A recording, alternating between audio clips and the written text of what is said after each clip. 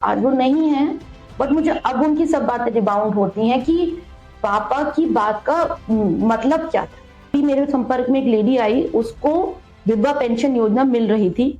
All of a sudden 1 साल से उसकी विधवा पेंशन योजना आना बंद हो गई। वो बैंक गई, बैंक ने पासबुक भी नहीं भरी उसकी। अलीशा, बहुत ही प्यारा सवाल आपने पूछा, very close to my heart और बहुत ही इंटरेस्टिंग सवाल है ये।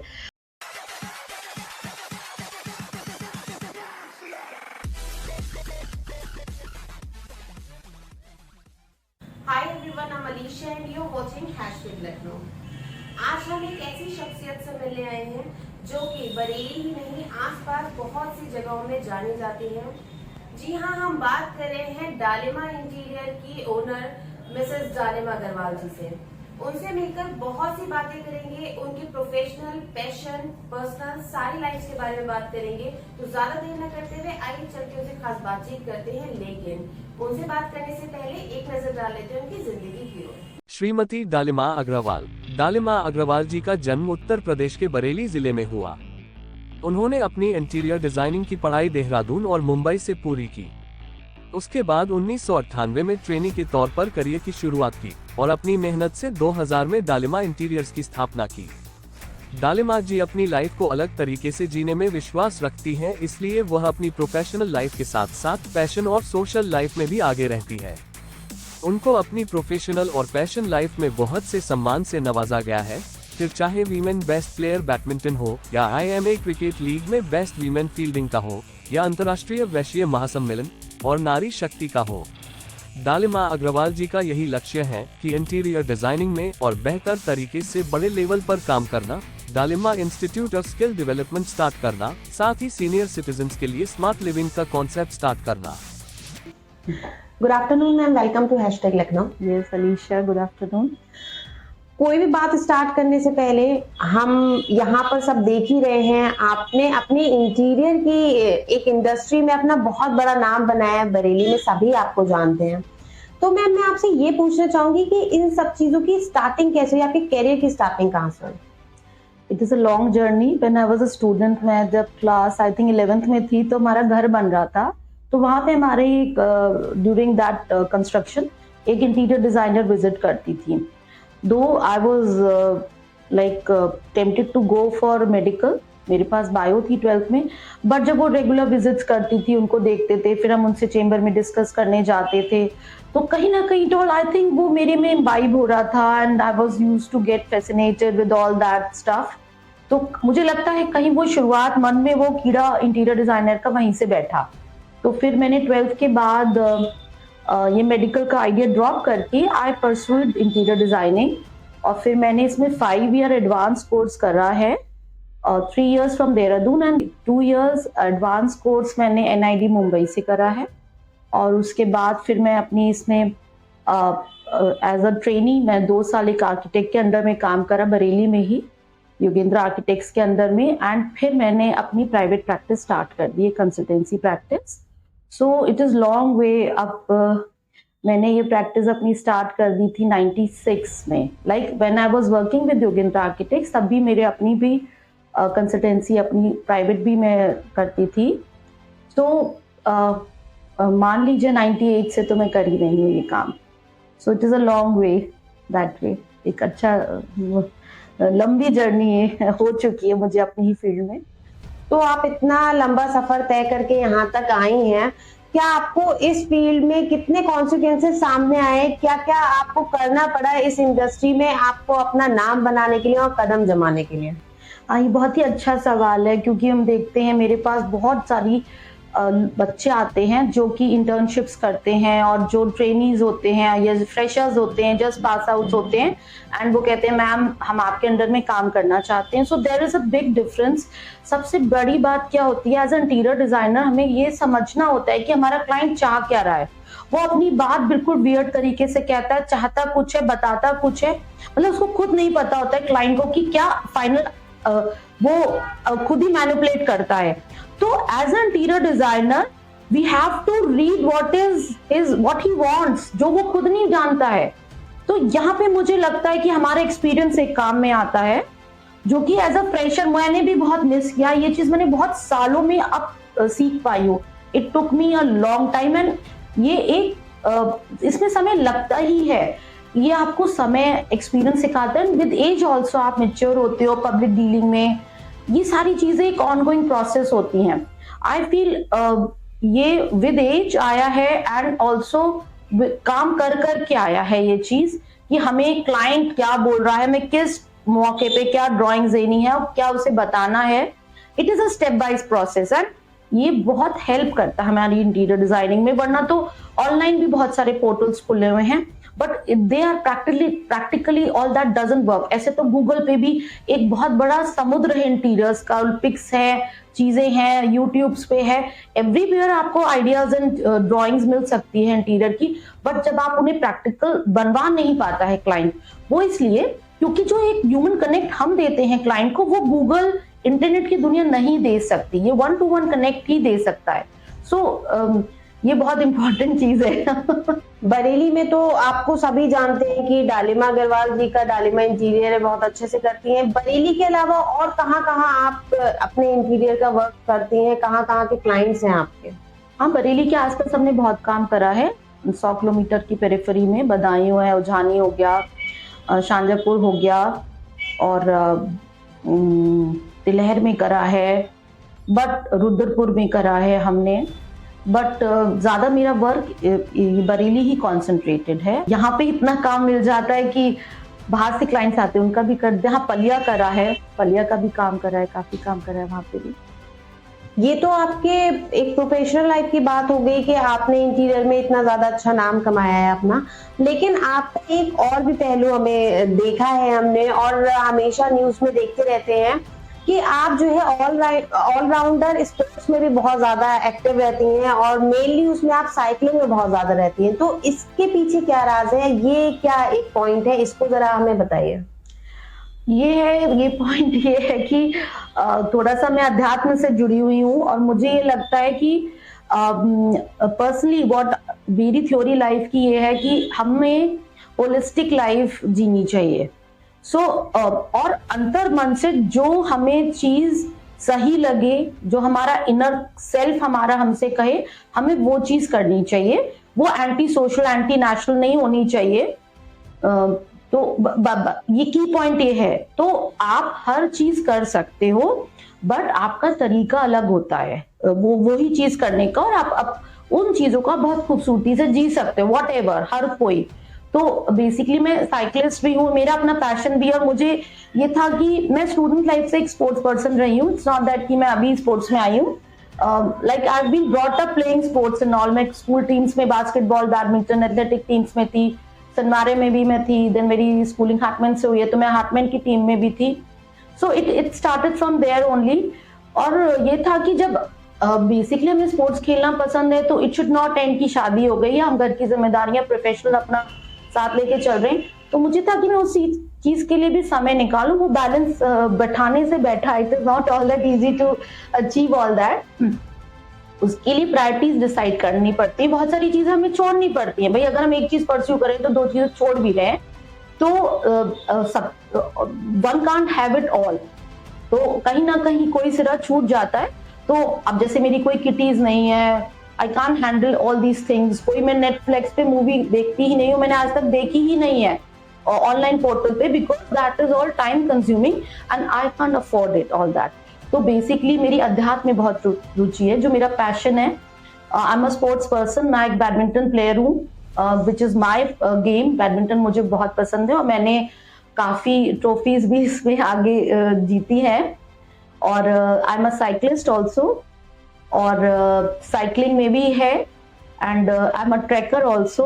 तो मैं अभी 2 साल पहले वैली ऑफ लास्ट की ट्रैकिंग करने गई थी, और अब प्लान है तुंगनाथ का, नीलकंठ महादेव की track. It is all in the pipeline. And पहली ट्रैक इट ऑल स्टार्टेड कि पहली ट्रैक मैंने कहा शुरुआत करनी थी, तो मैंने अपने बेटे के साथ करी। मैंने कहा तुम मम्मी का एक सपना पूरा कर ले, I want to give a kick to it. तो मैं और मेरा बेटा चाइना पीक की ट्रैक पे गए थे, नैनीताल हम लोग, और हमने फिर टिफिन टॉप की ट्रैक करी। फिर वो ये थोड़ी सी मॉडरेट ट्रैक से, इजी ट्रैक कह लीजिए आप। तो वहां से मुझे एक मोटिवेशन और मिल गया। फिर मैंने वैली ऑफ फ्लावर्स की ट्रैक करी, एंड उसके बाद बहुत सारी चीजें हम और भी करते हैं, अध्यात्म में भी है। And I love river rafting also. तो मैं ऋषिकेश की कर चुकी हूँ, और एक तीस्ता नदी है गैंगटॉक में, वहाँ की राफ्टिंग कर चुकी हूँ, और एक शारदा नदी की रिवर राफ्टिंग कर चुके हैं हम। तो मुझे थोड़ा सा वो ये वाले शौक है मेरे किटी वाले शौक नहीं है मेरे।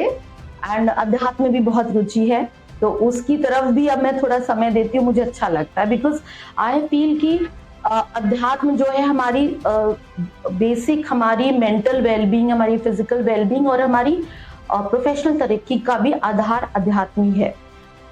इसका इंटरप्रिटेशन एक अलग हो सकता है, हम किस तरह उस चीजों को लेते हैं। तो what I feel it is all in the brain, no. सब कुछ आपके अंदर है, आपके सोचने के प्रोसेस में है, आप किस चीज को उस तरह से परसीव करते हैं। और ये तब आता है जब आप थोड़ा सा थॉट प्रोसेस अपना देते हो, कुछ अध्यात्म करते हो, कुछ चिंतन करते हो। तो ये कुछ आउट ऑफ द बॉक्स है, आपको नॉर्मल समाज में सब नहीं मिलता है। आपके पीयर ग्रुप में जो संग साथी सहेली है वो सब नहीं कर रहे हैं, बट आप अपनी थिंकिंग पे कॉन्फिडेंट रहिए कि भाई जो मैं सोच रही हूँ वो सही है, उस पर आगे बढ़िए। Working out of the box होती है, होएगी ही। It can't be that normal working. अगर मेरी वर्किंग नॉर्मल है तो मैं ये सब कर ही नहीं सकती थी, ये सब नॉर्मल वर्किंग में नहीं हो सकता है।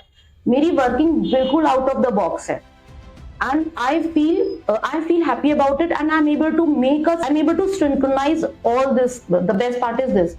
तो यही खूबसूरती है। देखो what I feel कि समाज में आपके घर वाले हो, कोई भी आपको ये सब चीजें करने की आजादी तब देता है जब आपको पहले हमें अपने आप को प्रूव करना पड़ता है। Once I have proved myself, no, मुझे घर से ये सब करने की स्वतः ही ये सब आजादी नहीं मिली है। मुझे आजादी तब मिली जब मैंने अपने आप को प्रूव कर दिया, उसके बाद मिली है। तो आज के टाइम में क्या होता है, consistency, people lose their patience, they want early result. तो ये भी एक इंपॉर्टेंट चीज। अब ये सब अध्यात्म का ही हिस्सा है कि हम कंसिस्टेंट बने रहें, हम लगातार उसके, हमें बहुत जल्दी रिजल्ट नहीं मिलते हैं। See, it took me more than 25 years to prove myself and get all that, you know। तो एक कंसिस्टेंसी थी, चीजें सरल नहीं थी, चीजें मुश्किल थी, हर्डल्स थे, बट हम उसमें लगे रहे। और ये कि हमें करना है, एक जिद होती है, बहुत सारी चीजों का कॉम्बिनेशन होता है, it is not just one thing. एक जिद होती है, करना है, करके रहूंगी, प्रूव करके रहूंगी, नहीं मैं सही हूँ, दुनिया में कौन क्या कर रहा है नहीं, मुझे अपनी वर्किंग खुद डिसाइड करनी है। मेरी जो सोच है मुझे उसके हिसाब से काम करना है, कुछ आउट ऑफ द बॉक्स मुझे काम करना है, मुझे अपने पैशन को भी साथ में जीना है, मुझे डिप्रेस होके नहीं रहना है, मुझे खुश होके रहना है। तो ये सारी चीजें बहुत सारी चीजें कंबाइन होके चलती है वर्किंग में। ये जो चीजें, ये आज की टाइम को लर्न करने की बहुत इंपॉर्टेंट चीज है। Don't expect early results and be consistent in the right direction। Results मिलेंगे आपको, तो बट उसमें आप ये सोच बीच में ही होप लूज कर दो या रिजल्ट नहीं मिले तो उसका लिए कुछ हो, तो ये नहीं है। यहाँ पे आपको अपने अंदर सेल्फ कॉन्फिडेंस और विल पावर, परसिवियरेंस, मोटिवेशन, यहाँ इन चीजों का कॉम्बिनेशन काम करता है आपके लिए। तो ये है आपका सेल्फ कॉन्फिडेंस होता है। और सेल्फ कॉन्फिडेंस किससे आता है? सेल्फ कॉन्फिडेंस आपके आध्यात्मिक सोच से आता है, आपकी सब, it is all in the brain, as I have said, definitely it is all in the brain. और मुझे लगता है कहीं ना कहीं मेरे फादर का बहुत बड़ा रोल है इन सारी चीजों में, क्योंकि उन्होंने हमेशा ही हमें पॉजिटिव थिंकिंग की तरफ इतना प्रेरित किया। आज वो नहीं है, बट मुझे अब उनकी सब बातें रिबाउंड होती हैं कि पापा की बात का मतलब क्या था। मैं आज उस चीज को इंटरप्रेट कर पाती हूँ।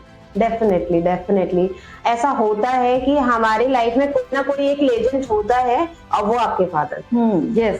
एक आप और चीज में है कि आप सोशल वर्किंग में भी बहुत ज्यादा आगे हैं, तो ये सोशल वर्किंग की आपके अंदर कैसे आई फॉर?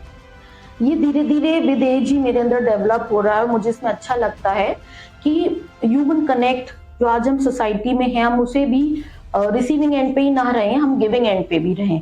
ये चीज मेरे अंदर और प्रबल होती जा रही है। और अभी मैं इस अध्यात्म की दुनिया में और इस दुनिया में एक अपने आप को एक अबोध बालक की तरह ही मानती हूँ। ये एक बहुत ही गहरा समुद्र है, और धीरे धीरे मैं भी इसमें एक्सप्लोर कर रही हूँ इस चीज को। और ये इतना गहरा संसार है अध्यात्म का कि मुझे लगता है कि मतलब मैं तो I am like a child, तो I am starting from scratch. तो मैंने अभी शुरुआत करी है कि जो मैं अपने एंड से कुछ कर सकती हूँ उसके लिए। जैसे मैं अपने बच्चों को भी सिखाती हूँ कि कोई भी आपके अंदर, आपके पास कोई नेचुरल रिसोर्स है तो वेस्ट मत करिए। तो एज अ पॉइंट मैंने अपने घर में एक सिस्टम ये बनाया है कि कोई भी पीलिंग्स होती हैं सब्जियों की, फल की, तो मैं जो हम गाय को खिला सकते हैं वो पीलिंग्स हम अलग कलेक्ट करते हैं and as a rule I do it.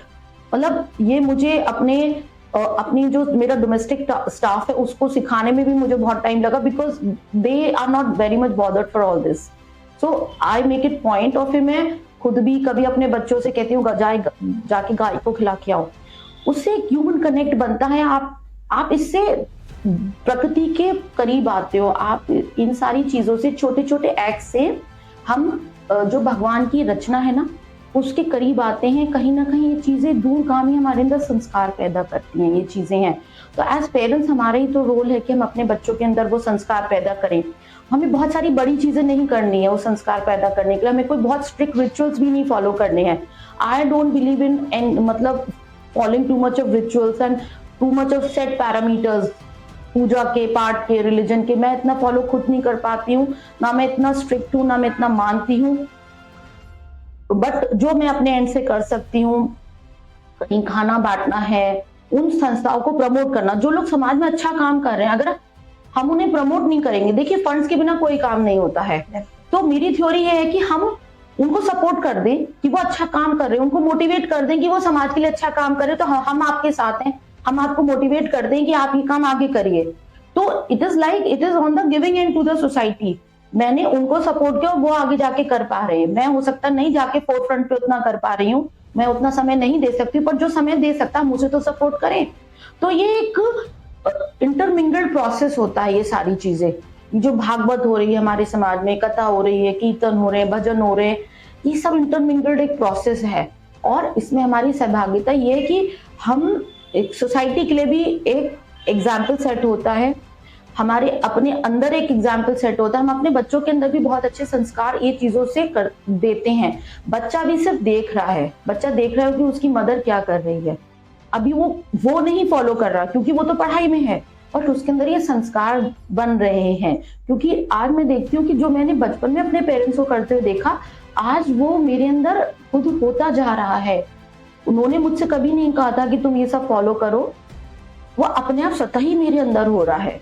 तो लाइक मेरे बच्चे अपनी बर्थडे पे ब्लड डोनेट करते हैं, बल्कि हमें रोकना पड़ता है, भाई अभी तुम्हारे एग्जाम्स होने वाले, अभी मत करो, एग्जाम्स के बाद कर लेना।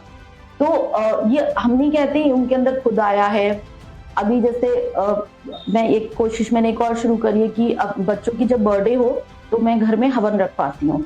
तो दे हैव एक्सेप्टेड इट, वो बहुत खुशी खुशी कहते हैं हाँ मम्मी हवन करेंगे।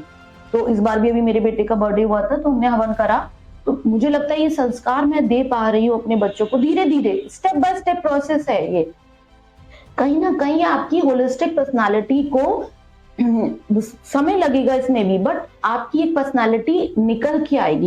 एज अ मदर मेरा ही तो रोल है अपने बच्चों को ये सारी चीजें देना, करना। तो ये हम कोई बहुत लंबी चौड़ी चीजें नहीं करना चाहते, छोटा छोटा अपना योगदान जो हम समाज में कर सकते हैं।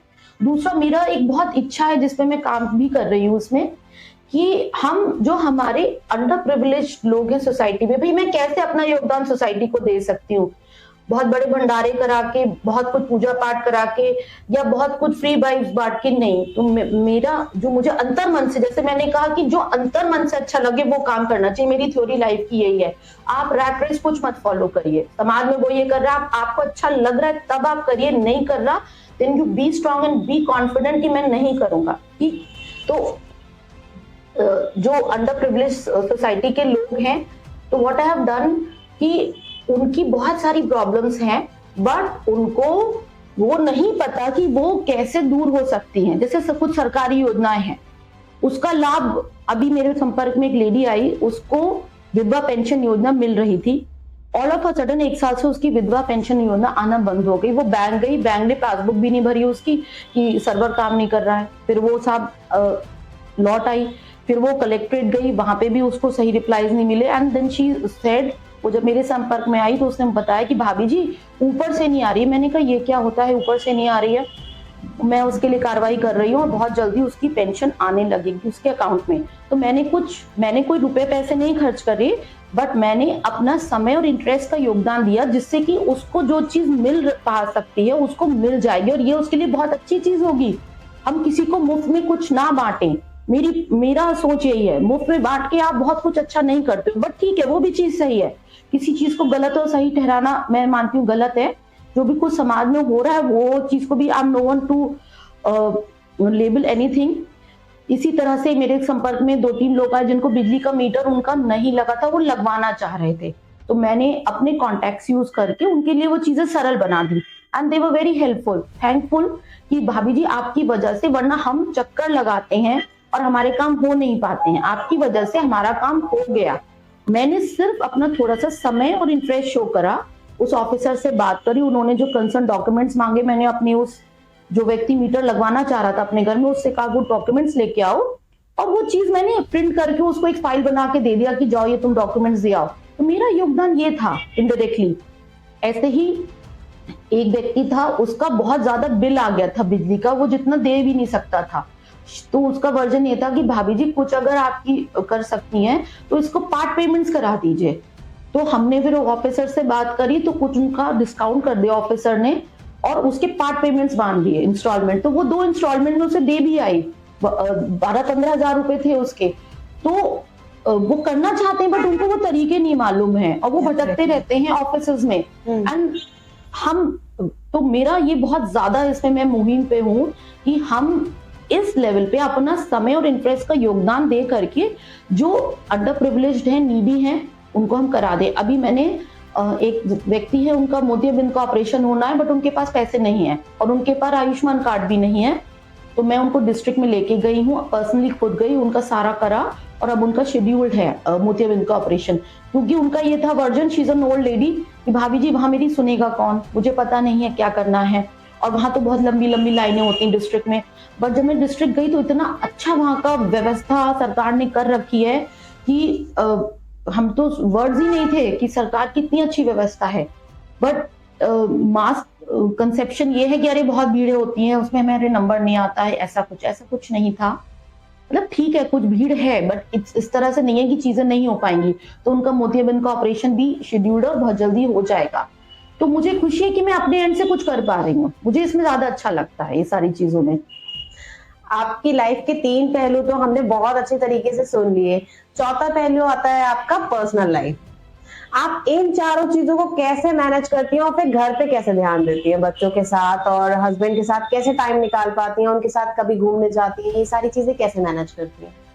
ये भी बड़ा अच्छा सवाल है, और ये एक बहुत ही टफ चीज है मैनेज करना इतने सारे एंड्स पे। मेरे 2 बेटे हैं और दोनों बच्चे अपने बिल्कुल इस समय जो है वो अपने करियर मेकिंग में है, और हस्बैंड का भी मेरा profession, he is a child specialist, तो उनका नियोनेटोलॉजी का काम है और टाइम बे टाइम का एक डॉक्टर का काम है। एंड डेफिनेटली बहुत ही सीरियस प्रोफेशन है कि आपको मेंटली भी पीस ऑफ माइंड में होना है, इस तरह से है।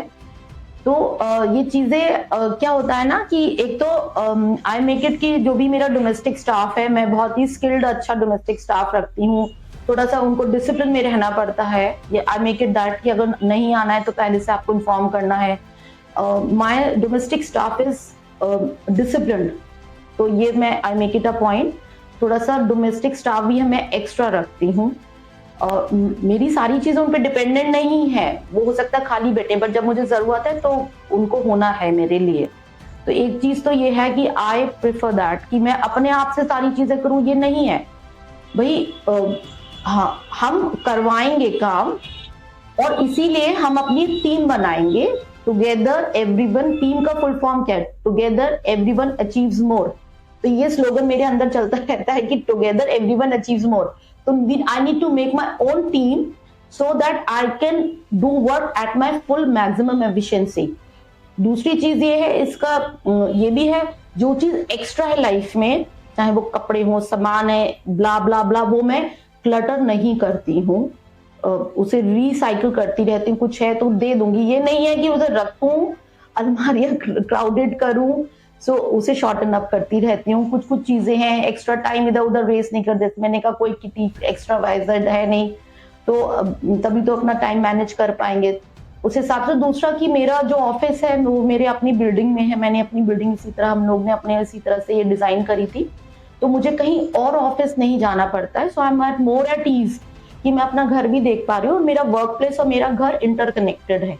तो that is the one win win situation कि मैं कर लेती हूँ। दूसरा, I am self employed professional, एक ये भी विन विन सिचुएशन है। I am not into a job कि मुझे इतने बजे जाना और इतने बजे आना है और उसके बीच में कुछ है तो फिर कैसे मैनेज करें। No, I am a self employed professional, तो ये भी एक विन विन सिचुएशन है। I am the master of my time, तो मैं अकॉर्डिंगली अपने घर की सिचुएशन को देख के ही टाइम हिसाब से करती हूँ। 24 घंटे होते हैं वो हो जाता है, मतलब जब आपने और चीजों में टाइम बचा लिया और आपने एक अपना स्किल स्टाफ भी रख लिया, फिर आपका अपना जो वर्क प्लेस है वो भी इंटरकनेक्टेड है आपके घर से, प्लस आपने सेल्फ एम्प्लॉयड है तो आप अपना टाइम खुद डिसाइड कर सकती है।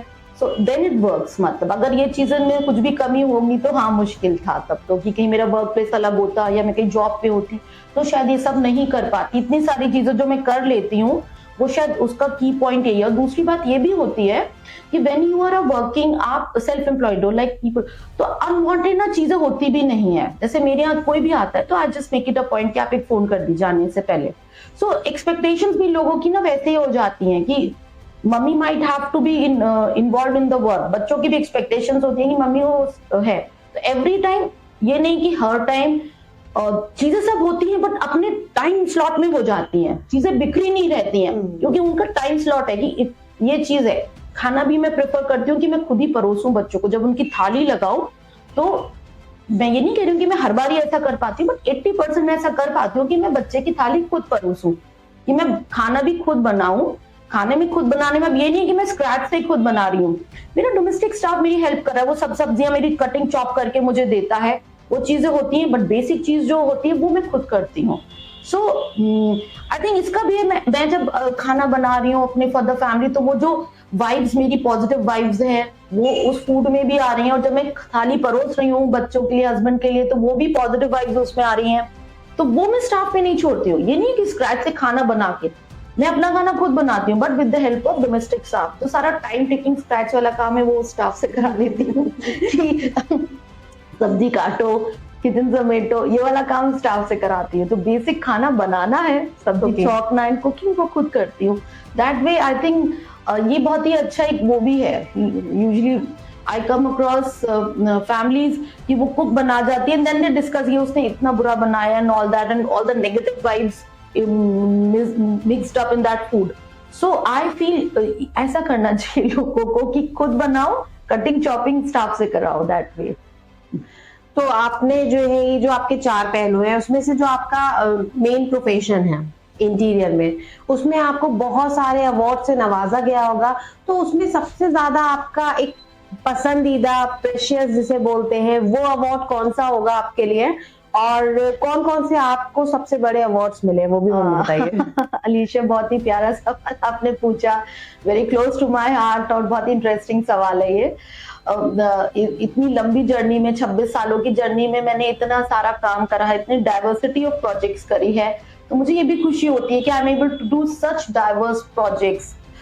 घर बनाए हैं, सराफे की दुकानें हैं, ऑफिसेज हैं, रेस्टोरेंट्स हैं, होटल्स हैं, बैंकेट हॉल्स हैं, बैंक्स हैं, स्कूल हैं, आर्मी कैंटीन है, मंदिर है, विलाज हैं, फ्लैट्स हैं, मल्टी स्टोरी टावर्स हैं, एंड लैंडस्केपिंग है, बहुत तरह का काम करा है। एंड जैसे जीडी गोयनका बनाया, Gem Vistara, Sumaya greens, and then अभी भी एक आर्मी कैंटीन का काम है, आनंद आश्रम की डिजाइनिंग करी है मंदिर की, बहुत सारा, आई मीन बहुत सारे तो मैं भूल भी गई हूँ क्योंकि it is a long time. तो ये मुझे अच्छा लगता है कि मेरे पोर्टफोलियो में इतने सारे डिफरेंट डाइवर्स जेम्स हैं कि मैं अलग अलग लेवल पे काम कर पाई हूँ। I am not just restricted to one level of designing. तो ये वर्सेटैलिटी जो है डिजाइनिंग की, ये मुझे अपने लिए खूब अच्छा लगता है कि I am able to do such versatile work. और मुझे हर टाइम ऐसा लगता है जैसे मेरा एग्जाम हो रहा है। It is not easy. हर दिन मेरे को लगता है मेरा आज नया एग्जाम है, बिकॉज हर साइड पे अलग सेट ऑफ ड्राइंग्स चल रहा होता है, अलग टीम मैनेजमेंट होता है, लेबर मैनेजमेंट होता है। तो it is not at all easy, it is not at all easy. अब ये कह लो कि मेरी इतने साल में आदत बन गई, I am attune to this. नहीं तो अक्सर मुझे भी लगता है कि वो भगवान कैसे कैसे आगे होगा ये अक्सर मुझे ऐसा लगता है जैसे मैं भी हिम्मत हार रही हूँ। It is not easy at times, but then ये है कि अब मैं यू टर्न लेने वाली मेरी वो खत्म हो गया समय, क्योंकि मैं इतना आगे बढ़ चुकी हूँ, तो अब मुझे तो आगे ही आगे बढ़ना है, मेरे को खुद के लिए लगता है। क्योंकि हमारे प्रोफेशन में बहुत ही टाइम डिमांडिंग है। It is not only designing on the desk, it is like when we design drawings, पहले हम क्लाइंट को समझते हैं, ड्राइंग्स उसके लिए तैयार करते हैं, फिर हम उसको डिस्कस करते हैं क्लाइंट से, it is the way how it works. फिर हम उसको पब्लिक डीलिंग भी आ जाती है, फिर हम लेबर मैनेजमेंट भी करते हैं, फिर हम उसको मटेरियल सिलेक्शन कराते हैं। तो it is designing, material selection, time management, supervision, material selection, going to site visits. तो आपका फील्ड वर्क भी आ गया, आपका डेस्क वर्क भी आ गया, आपकी इसमें इमोशनल इंटेलिजेंस भी आ जाती है, सोशल इंटेलिजेंस भी काम करती है, बहुत सारे एस्पेक्ट आप मिला के काम करते हो। तो तभी इंटीरियर डिजाइनिंग पूरी होती है। Interior designing is not that कि ड्राइंग बनाई, क्लाइंट को दी, खत्म हो गया। No, it is a mixture of lot of your skills. It is ये इसमें जो मुझे लगता है जो इंटीरियर डिजाइनिंग में स्किल सेट चाहिए ना, you need a special and diverse skill set to finally perform this profession. ये बहुत ही डाइवर्स स्किल सेट है। मुझे बहुत सारा अवार्ड्स एंड ट्रॉफीज मिल चुकी हैं इसमें, जैसे दैनिक जागरण से मुझे अचीवर्स अवार्ड मिला था, मुझे राष्ट्रीय वालों ने बुलाया था आई थिंक 3 years बैक। उनका एक वर्कशॉप था, कोरोना से पहले का एक वर्कशॉप था उनका, we are job generator instead of a job seeker. तो वो भी बहुत ही प्रेस्टिजियस वर्कशॉप था। It was organised by the government of India. उसके लिए they have called me as a key speaker. Women entrepreneurship पे मुझे लेक्चर्स के लिए भी बुलाया जाता है, women empowerment and women entrepreneurship. That is also one of the things I feel. लोग कहते हैं मैम आप बोलेंगे मोटिवेट होंगे लोग, so that way it is that. जो सबसे प्रेस्टिजियस है, एक मुझे अभी थोड़े दिन पहले मिला था, ये बरेली वैश्य रत्न सम्मान। ये मेरे लिए बहुत बहुत ही सम्मानजनक बात है, क्योंकि इसमें ये आजादी के अमृत महोत्सव पे मनाया जा रहा था, और इसमें मुझे ये अंतर्राष्ट्रीय लेवल पे हो रहा था, और इसमें अंतर्राष्ट्रीय वैश्य समाज के अंतर्राष्ट्रीय पदाधिकारी आए हुए थे। और आप समझिए आई वाज, इसमें सिर्फ 2 फीमेल्स को अवार्ड करा गया था इसमें, एंड इंटीरियर डिजाइनिंग के लिए मुझे दिया। तो अंतर्राष्ट्रीय वैश्य रत्न सम्मान मेरी इंटीरियर डिजाइनिंग के लिए जो मुझे दिया, ये this is very very close to me. बाकी सारे ही अवार्ड्स मेरे लिए प्रेस्टिजियस हैं। और अभी डेली इनसाइडर ने भी मुझे एक अवार्ड दिया है। ये बहुत सारा है कलेक्शन। CS एसोसिएशन ने भी मुझे बुलाया था, जो कंपनी सेक्रेटरीशिप की एसोसिएशन है, उन्होंने बुलाया था, उन्होंने भी सम्मान दिया था। हमने जो है अभी देखा, और इससे पहले भी जो था कि IMA में आपको जो है एक मतलब बॉलिंग के लिए, बॉलर जिसे बोलते हैं, उसके लिए आपको जो है बहुत अवार्ड से नवाजा गया है। लास्ट टाइम भी हुआ था, इस बार भी आप ही को मिला है फील्डिंग के लिए sorry.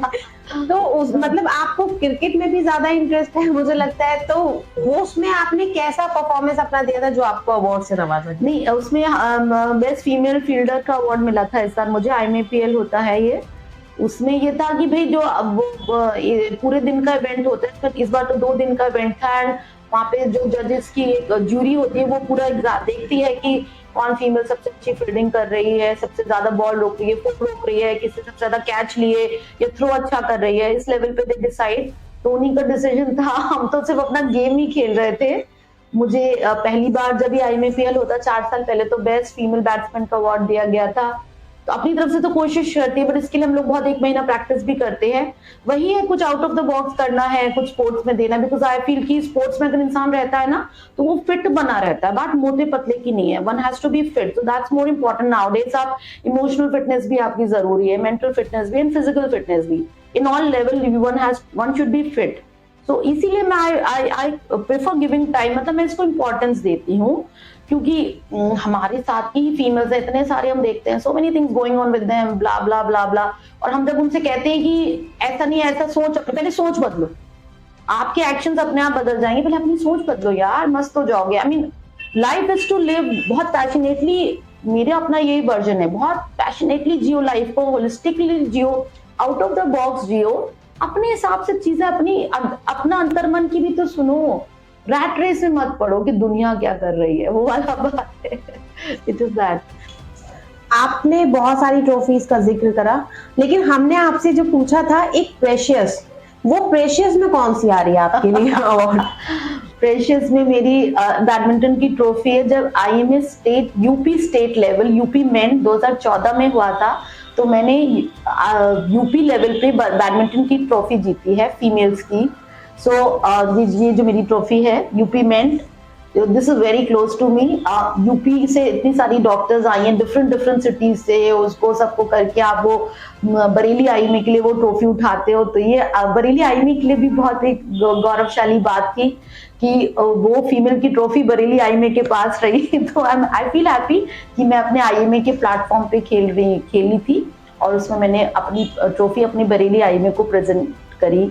So that this trophy is very close to me. बाकी क्रिकेट में भी खेल चुके हैं, स्विमिंग में भी है, so but this is very close to me.